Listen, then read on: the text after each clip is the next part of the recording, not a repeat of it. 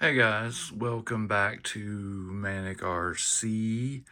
Today I'm looking at my TRX4 Defender, which I got a few weeks ago from a local RC store that just opened up. I have had the High Trail Ford, which I love. It's great. I love the clearance, but I've always been a fan of the Land Rover Defenders. So I went ahead and picked this guy up. It's the one with the clipless body, the newer one. And I instantly started putting scale accessories on it. Of course, I got some hobby sold beadlocks and tires off Amazon actually. Because I was trying to keep it kind of, my funds were limited. And these seem to be decent. Let me show you. Here's the back. Put on the little antenna, fire extinguisher, little window grates, just scale accessories. Basically the same thing everybody else, has been doing to them. It's nothing really mind bending or special, but I like it. The one thing I didn't like was the floppy front bumper. And because of all the stuff I've put in the back, and the spare tire, which I don't want to take off because this is a scale thing, it's, heavy in the back. So I wanted to get a front bumper to put on this, and I found one that's pretty heavy. This is not going to be a crawler per se. I don't expect this thing to do lines and that. It's just a trail truck, So I'm not really concerned, about weight up high or anything. But I did want some weight up front. And right now I can't afford a servo BEC upgrade. This stock Traxxas servo is working pretty good right now, so I didn't want to put a lot of brass down low until I can go ahead and purchase, servo and BEC and all that at the same time. But this is about the bumper. And I picked up this Injora bumper. Injura's having a sale right now, so I got it pretty cheap. I love the look of it. As soon as I saw it in the picture, I was like, that's the one.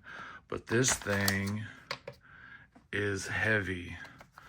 Of course, it comes with other mounting hardware, so it'll be a little bit lighter. But in the package, 250 grams. So that's pretty heavy. That's definitely going to offset weight in the back. So I'm going to get to installing this. Let me get it open. I'm not going to bore you with the whole build video, I think, but I got to figure it out because Injora doesn't come with instructions. So I know there's 3 different height levels that you can mount it to get the headlights centered up in here. So let me figure it out. Okay, here it is opened up. Everything you get, of course, here's the bumper. Absolutely love it. It's well made. It looks really good. Again, it is really heavy. Once I get it all assembled with its mounting stuff, I'll weigh it just to see exactly how much it weighs, because it does come with the mounting hardware, and it comes with 3 different styles. I think this is for the SCX 10s, I'm not sure, but it comes with that style, this style, and then of course this is the Traxxas style mounting brackets that mounts to the chassis. This is the little backing plate. Looks pretty easy to put it together. Here's all the mounting hardware, and then it also does come with some little LEDs for the front of the bumper, which I'm actually not going to be using. on this thing. I've got the lighting kit, the Traxxas lighting kit, and rock lights and all that. I have enough lights, and I have enough wires right now in that chassis. So as far as assembly, I'm not going to try to assemble it on camera, but it looks pretty easy. Here's all the mounting holes. Here's the plate. And yes, it is adjustable, so you can mount it whichever direction you choose on the plate. There's 3 different mounting positions. And then the mounting bars just screw in to this, and then it's assembled. So looks pretty simple. So yeah, let me stop recording for a minute and get this thing assembled. If I have any problems, I'll tell you about it. Otherwise, I'll come back with the assembled bumper. So one thing I will note, when I put the brackets on, I don't know if camera does it justice, but this one is a little bit at an angle, the way it was drilled. It's also metal on metal, so when I get it where I want it, I'll thread lock it.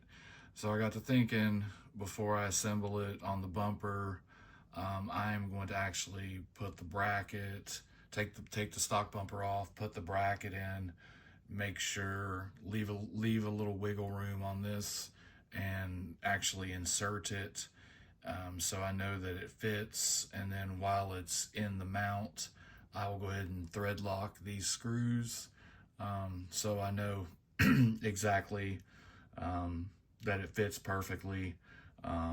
Leave it wiggle room so it can wiggle in there, and I don't want these little screw holes where it mounts in, I don't want them at an angle or something, and be crooked once I thread lock it.